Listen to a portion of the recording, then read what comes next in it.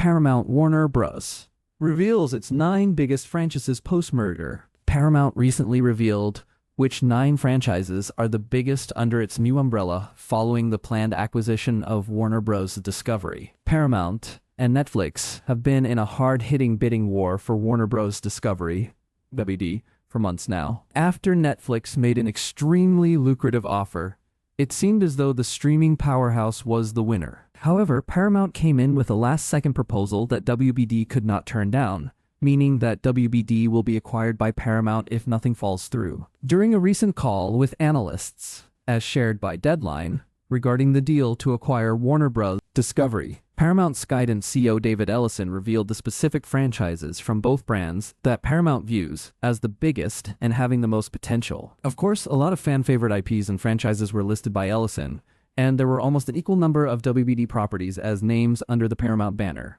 Fans of WBD's major franchises were rather worried about the merger, as many thought it could spell trouble for their future. For example, a lot of comic book movie lovers expressed concern that Paramount could either axe James Gunn and Peter Safran's new DCU, or at least make some major changes to it.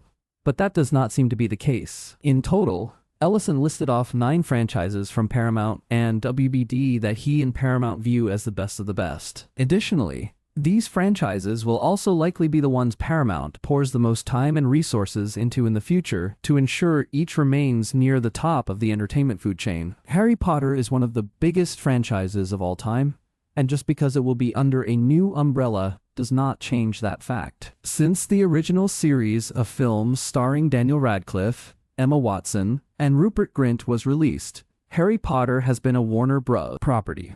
A few years ago, Warner announced that the entire franchise was being rebooted as a television series at HBO. Few details have been released about the series since that initial announcement, such as casting news, season structure, etc. If the Paramount WBD deal goes through, it seems as though Paramount fully intends to keep the development of that show moving forward, as Ellison listed it first when talking about the most iconic franchises under Paramount's rule. Harry Potter and Lord of the Rings are often mentioned in the same breath when it comes to fictional franchises, because they were both insanely successful book series that were later adapted into wildly beloved movie sagas. Like Harry Potter, Lord of the Rings is a massive franchise under the WBD banner. The last time a live-action Lord of the Rings film was released was in 2014, The Hobbit, The Battle of the Five Armies, but WBD and New Line Cinema are currently developing a feature film titled The Hunt for Gollum, directed by Andy Serkis. Most likely, the WDB deal with Paramount will not affect this movie all that much, if at all, as it is expected to be a major box office hit since multiple cast members from the original Lord of the Rings trilogy will be returning. It is worth noting that the Rings of Power Amazon Prime Video series is not affected by the merger since WBD does not have the rights to it.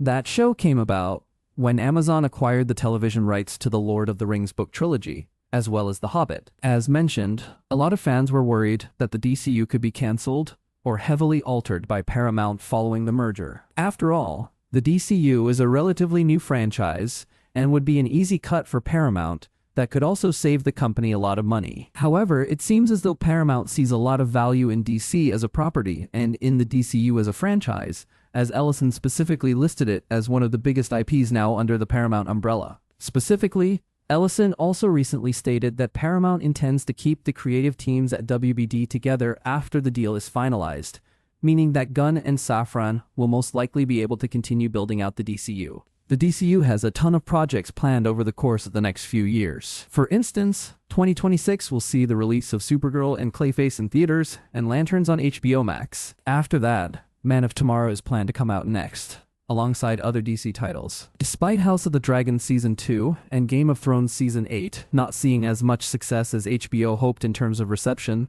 it is no secret that the Game of Thrones franchise is still one of the biggest and most popular names out there. A Knight of the Seven Kingdoms helped revive the love of Thrones from general audiences, and Paramount seems confident that it will remain at the top of the television food chain. As of right now, HBO is planning on developing future seasons of A Knight of the Seven Kingdoms and House of the Dragon. Additionally, there are other titles planned, such as a series or a movie trilogy based on Aegon the Conqueror. Mission Impossible?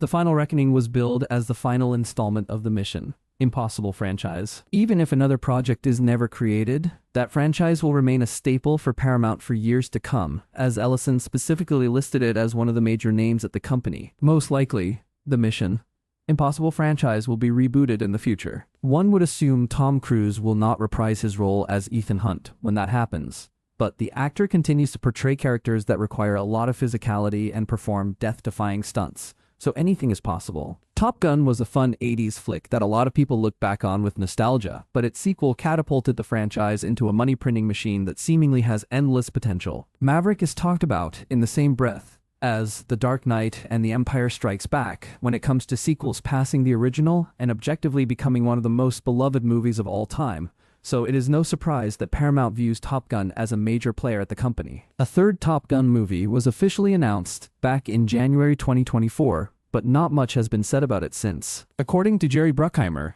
a producer of both Top Gun films, the threequel is still in active development and is just moving at a slower pace than normal. Since Maverick was so successful, Top Gun 3 will undoubtedly be a box office juggernaut. If it rivals its predecessor in terms of quality, it could even surpass Maverick in terms of financial success. Transformers has been one of the most popular and lucrative action movie franchises in the world since the first movie in the series was released almost 20 years ago. The last entry fans received in the Transformers saga was Rise of the Beasts, which kicked off a new trilogy of Transformers movies and set up a crossover event with G.I. Joe. Paramount hasn't revealed when Transformers 8 will be released, nor what the plans for Transformers 9 are, but Transformers 1 proved that projects outside of the live-action series can also exist for Paramount. It is also worth noting that Michael Bay, the director who kicked off the franchise, will be returning to create a new film for Paramount, which has a lot of fans extremely excited. SpongeBob is another Paramount IP that still has a lot of potential, despite being an older franchise. A new movie was just released in 2025 starring Mark Hamill as the main antagonist, and both children and adults still find enjoyment in the slapstick humor the shows and movies offer. The SpongeBob SquarePants TV series is still making new episodes and remains a staple of the animated television world. Paramount still sees a lot of value in the franchise, as Ellison named it as one of the company's biggest IPs. Star Trek is one of the oldest properties that is still pumping out new content, and there is clearly still a market for it. Anytime a new Star Trek project is released, fans press play on whatever it is and find themselves off on a new sci-fi journey. There are multiple Star Trek projects in the works at Paramount, and they likely will not be the last, as Paramount still has a lot of faith in the franchise.